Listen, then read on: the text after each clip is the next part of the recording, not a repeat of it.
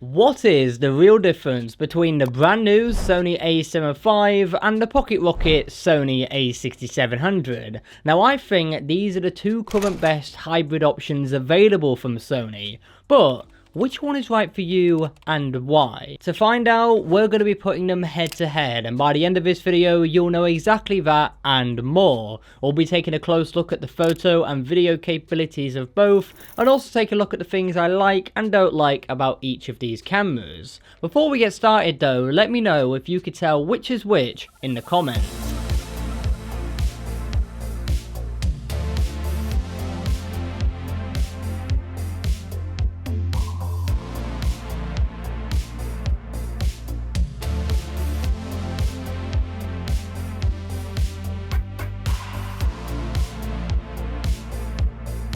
Camera A was the A6700 and camera B was the A7V. Now I just want to say we have two brilliant cameras here, but we also have two very different systems. We have full frame and we have APS-C. As you can see, the sensor on the A7V is much larger than it is on the A6700. And that's going to give you a wider field of view, but that's not the only difference. There are benefits to both sensors and we'll talk more about that later on in today's video, but first let's talk about the build quality. Both of these cameras share a very similar build quality, but when it comes to portability and compactness, the A6700 is miles ahead. It's both smaller and lighter, weighing 493 grams compared to the A7V's 695 grams. The EVFs on both of these cameras are actually pretty good. The A6700 rocks a 2.369 million dot viewfinder, while the A7V uses the same EVF found in the A7 IV,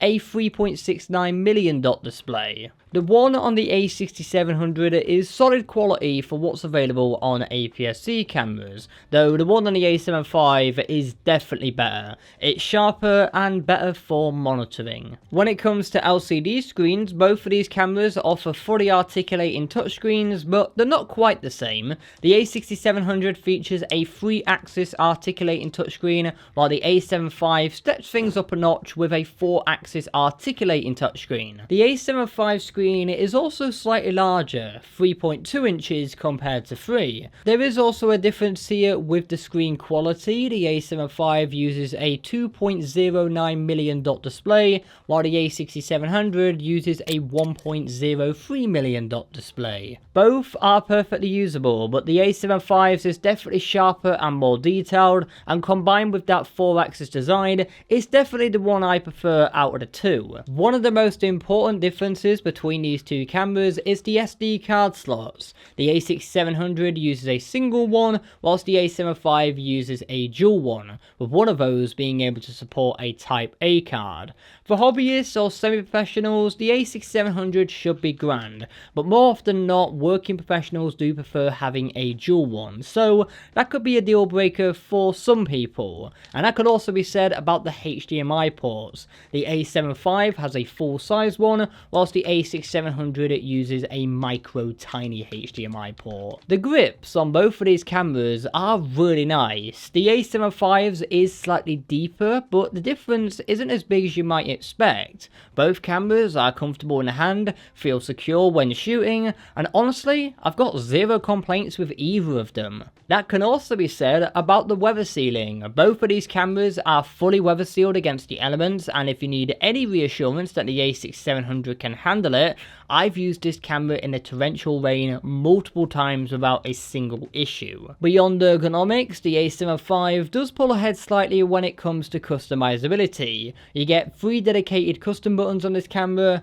compared to 2 on the A6700. That being said, I have been able to set up both of these cameras equally productively for both photography and filmmaking. I have done a full setup guide with the A6700, and if you're interested, I've left that linked in the description below, and at the time of recording, I'm still working on one for the A7V, so if you don't want to miss that, subscribe and stay tuned. Now when it comes to price, there is a significant difference here, and when any of us go out and buy something, we always want good value, good bang for buck, right? And when it comes to value, the A6700 triumphs. Retailing at $1,600, it's $1,300 cheaper than the A7V. And this is why we need to have a look at the differences, because there are some things the A7V does, but this one simply doesn't do. But then there are some things the A6700 might do, but maybe not as well. It swings in roundabouts, you see, so let's start by looking at the specs offered by both cameras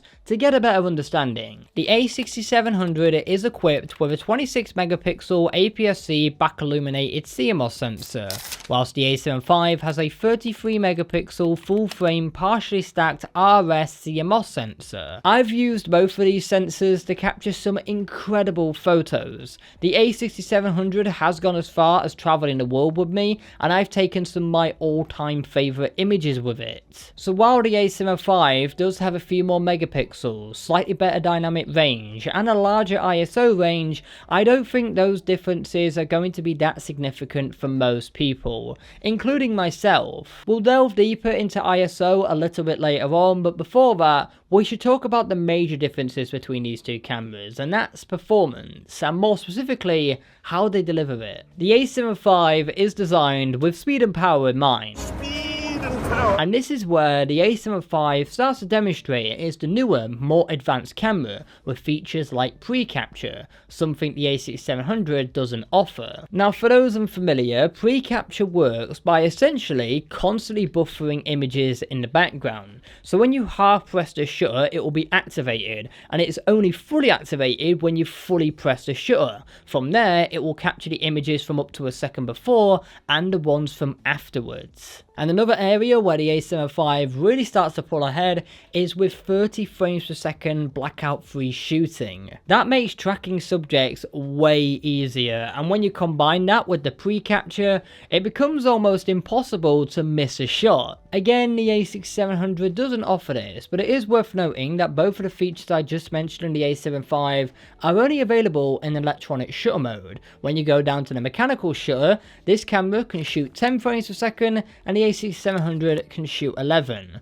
Despite that, it is still a clear win for the A7V. Now both cameras do come equipped with Sony's AI processor, which is why the autofocus on both is ridiculously good. Both can recognize a wide range of subjects including humans, animals, birds, insects, cars/trains, and even aeroplanes. The subject detection, IAF, and tracking is all top tier on both cameras. I have zero complaints. The A6700 is powered by the Bion Z XR processor, whilst the A7V uses the newer Bion Z XR2 processor. And that newer processor is what enables features like the pre-capture and the blackout-free shooting. It also brings to the table a bit better battery life. You get about 60 more shots with this camera than you do on the A6700. In real-world use, both cameras feel fast and responsive. I'd use both comfortably to shoot sporting events, but the A7V definitely has that extra bit of headroom when you start pushing it in more demanding shooting scenarios. Now when it comes to video specs, these two cameras are pretty much identical, and I predicted that they would be all the way back in 2024. Roll the tape. It's time now for my crazy theory time about the A6700. I don't have a tinfoiled hat, unfortunately. This North Face will have to do. So here's my crazy theory. I believe that when the Sony A7V comes out, it will basically be a full frame version of the A6700. I don't want to flex, but I'm pretty sure I'm the only one on YouTube who predicted the video specs perfectly. So yeah, if only I could predict the lottery that well. So yes, the A6700 can shoot 4K up to 60 FPS as we know, and that 4K 60 is downsampled from a 6K image. And I am happy to finally report a full frame camera has finally caught up with an APS-C camera, with the A7V also offering 4K up to 60 FPS without a crop. Thank you, Sony. It only took you about 5 years. The only slight difference here is the A7V footage is downsampled from a 7K image, which means up to 60p you are going to achieve a very slightly sharper looking image, but the difference is subtle to say the least, and most people won't be able to tell. Both cameras can also shoot 4K at 120 FPS, but there is an additional 1.5 times crop on each. I can totally understand the crop on the A6700. It is a more budget friendly camera, and it is amazing to see this kind of feature on this class of camera. But on a full frame camera that does cost $1,300 more, it is a little bit underwhelming to say the least in comparison. In my A7V review, I did state that I don't mind the 4K 120 crop, and I will stand by that. It's only when you look at these two cameras side by side when you realise they have identical video specs, and the only real difference is one is full frame and the other is APS-C. Both cameras also feature a dual native ISO, and that's impressive to see on an APS-C camera, though the A7V does take the cake. The A6700 second base is 2,500, and on the A7V that is ramped up to 8,000. Both of these cameras can film in the glorious 10-bit 422 across the board, giving you all the flexibility you could ever need to push and pull your footage in post and really nail your stylized look. For that reason, I'm always shooting an S-Log3 on both of these cameras, since it gives me the maximum amount of flexibility when grading later in post. They're also both equipped with an IBIS system, though as you'd expect, the A7V is slightly better here with a maximum of 7.5 stops compared to 5 stops on the A6700, meaning you are going to achieve slightly smoother handheld shots with the A7V, handy if you're shooting a lot of handheld video or at slower shutter speeds for photography. Both cameras are also equipped with an active image stabilization mode for video, which uses electronic stabilization with a very slight 1.1 times crop. The A7V does go one step further, offering dynamic active stabilization. This mode is designed to mimic the look of a gimbal-like movement, but it does come at a cost of a very heavy crop. I've played around with it a bit, and honestly, it's not something I see myself using all that often. As mentioned earlier, the primary difference between full frame and APS-C cameras is the physical size of the sensors. Full frame sensors are designed to match the dimensions of the classic 35 film format, measuring 36mm by 24mm. In contrast, crop sensors are smaller, typically around 24mm by 16mm. Now, how these sensors impact background blur is a topic that often sparks heated debate and confusion. Some argue if you want to achieve more background blur, you should get a full frame camera. Others counter that the effect is essentially the same across both systems. The truth is, on a purely technical basis, they are the same, but there are some differences. In the examples I showed at the beginning of the video, it might look like the full frame camera produces more background blur, but we have to remember that we are using different lenses for these shots. On the A7V, I was using the Sigma 24-70 Mark II, a lens that is designed for full frame cameras, and it has much more glass behind it compared to the 18-50 that I was using on the A6700. Factors like subject distance also come into play. In fact, when I shoot with the same full frame lens on both cameras, the background blur ends up being virtually identical. The only difference is the APS-C image is cropped by 1.5 times. I've explored this topic in a lot more detail in a dedicated video, which I'll leave linked at the end of today's video. I would go through all the differences now, but if I was to do that, we'd both be here for like an extra 20 minutes or so, and I don't want to do that to either of us. When it comes to crop factor, APS-C cameras typically have a 1.5 times crop, which means any lens you attach on the front, you have to times that focal length by 1.5 times. So for example, a Sigma 18-50 on an A6700 will have the equivalent focal length of 27 to 75mm, and a 70-200 will be the equivalent of 105 to 300mm. As mentioned earlier, this means it is easier to achieve a wider shot with a full frame camera, but then it's easier to get a more telephoto shot with an APS-C camera. So if you're someone who shoots a lot of wildlife and sports and you want to prioritize reach, you might be better off looking towards an APS-C camera. Another key aspect to look at when comparing full frame and APS-C cameras is low light shooting capabilities, and generally speaking, full frame cameras are always going to perform better here than APS-C cameras. That's just fact. The A7V has a native ISO of 100 to 51,200, which is expandable to 204,800. The A6700 has a native ISO of 100 to 32,000, and that is also expandable to 204,800. Natively, the A7V does have a larger ISO range, but that doesn't mean the A6700 is subpar in low light. Far from it, in fact. In fact, the A6700 performs remarkably well. I've used it extensively for night photography, and even at high ISO, the noise is impressively controlled. The idea that APS-C cameras struggle in low light stems from older models, which indeed face challenges in such conditions. But with the advancements in sensor technology and noise reduction algorithms, modern APS-C cameras have significantly closed the gap to their full-frame counterparts. And we can see this when we compare the ISO performance of the A7V against the A6700.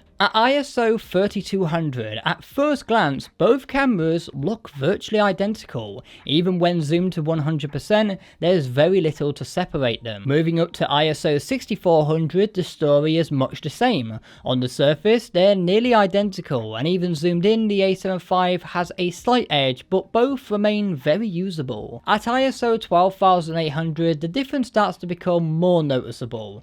Both cameras are using identical settings, but the A7V produces a slightly brighter image, with the whites being more pronounced, for example on the Polaroid camera. Zoom in to 100% and you can see the small details starting to diverge. The blue of Max Verstappen's overalls is brighter and more maintained on the A7V, and details like the Red Bull text on his hat and the Netherlands flag are more vibrant and defined. By ISO 32,000, the A6700 reaches its maximum native ISO. Noise is more pronounced, and I think there's a subtle green tint shift. Zoomed in, the A7V maintains far more detail. The Red Bull logo on Max's hat, for example, is still clearly visible, whilst on the A6700 it's starting to blur together in a mushy kind of mess. At ISO 51,200, we are in the maximum native ISO range of the A7V, and in the expandable range for the A6700, so obviously the gap widens further here. Even so, the A7V still holds up impressively well. The A6700 maintains many details, but this is beyond its usable range. I'm genuinely impressed with how well the A6700 kept pace with the A7V, and hopefully these examples have debunked the old myth that APS-C cameras cannot handle higher ISO. Modern APS-C cameras are more capable than a lot of people actually realise. In terms of practical use, the maximum ISO I'd recommend using on the A6700 is 6400 and in a pinch 8000, whilst on the A7V that maximum can be bumped up to 12,800. With that said, you do have to ask yourself, how often do you think you're going to be needing to use those kind of high ISO numbers? Because for me, that's rarely, if ever. So if you do have any concerns that the A6700 can't hack it in low light, you can throw those concerns straight out the window. Now, it would be illegal to compare these two cameras without, of course, talking about photography. Now, I do have to say straight off the bat, both of these cameras, when it comes to photography, are incredible. I have been able to capture so many great shots with both of them in a multitude of shooting scenarios. Both cameras are excellent for capturing photography, but that can really be said about any camera released in the last 5 to 10 years. So I know I can get equally good shots with my A7V and my A6700 without a swear, and I can see this being a reason why some people might be thinking now, do I actually need a full frame camera? Especially when you take into consideration the lenses. And those you'll find on APS-C are much smaller, more compact, and better designed for someone who wants to stay lightweight for everyday shooting or travelling. They're also much cheaper too. And speaking of price, and I've used a similar example to this in the past, for the price you pay for just the body alone of an A7V, you could pick up an A6700, pair it with the Sigma 18-50 f2 f2.8 and Sigma 56mm f1.4 and still be just over $200 better off. And the money you save going with APS-C could be better invested into other essential gear, or maybe even a trip away somewhere. And if you were to buy these focal lengths on full frame, you'd be looking at the Sigma 24-70 Mark II and Sigma 56mm f1.4. Both of these combined cost nearly $2,200, meaning the full frame equivalent setup will cost just over $5,000. And if my calculations are correct, that makes the A6700 setup with the lenses $2,401 cheaper than the A7V setup with its lenses. That's crazy. And as we've seen throughout today's video, the differences between these two cameras is very minute. So you've got to ask yourself, depending on what you are shooting, do you need to spend the extra money on the full frame system? Ultimately, both of these cameras are fantastic, there is no denying that. The A7V definitely has the edge when it comes to certain camera features like the blackout free 30 frames per second and the pre-capture, and for some photographers those features alone will be enough to seal the deal and make the A7V the right camera and system for them.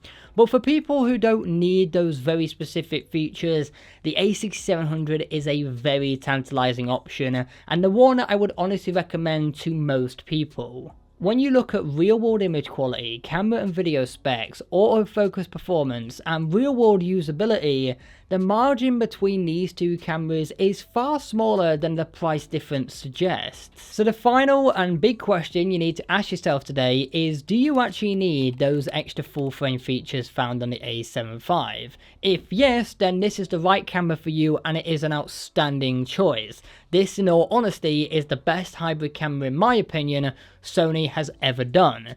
If no, then the A6700 is an amazing camera. This is Sony's best APS-C hybrid camera and the one I would honestly recommend to most people. Either way, you're not making a bad choice here. You're just choosing the right tool that best suits how you shoot, and that's what actually matters. And that will conclude my comparison between the A7V and the A6700. I know a lot of people request this video and hopefully that has answered all your questions and more. But of course, if you do have any more questions, let me know in the comment section below. And if you did find this video helpful, hit the like button and subscribe if you're not already. We are making our way to 100k subscribers, so any additional support would be really deeply appreciated and it would be great to have you around. And just before you go today, if you do want to check out that comparison I mentioned earlier, looking at the differences between full frame and APS-C, then you can check it out right here. Alternatively, if you would like some buying advice for APS-C lenses, then check out this bottom video right here.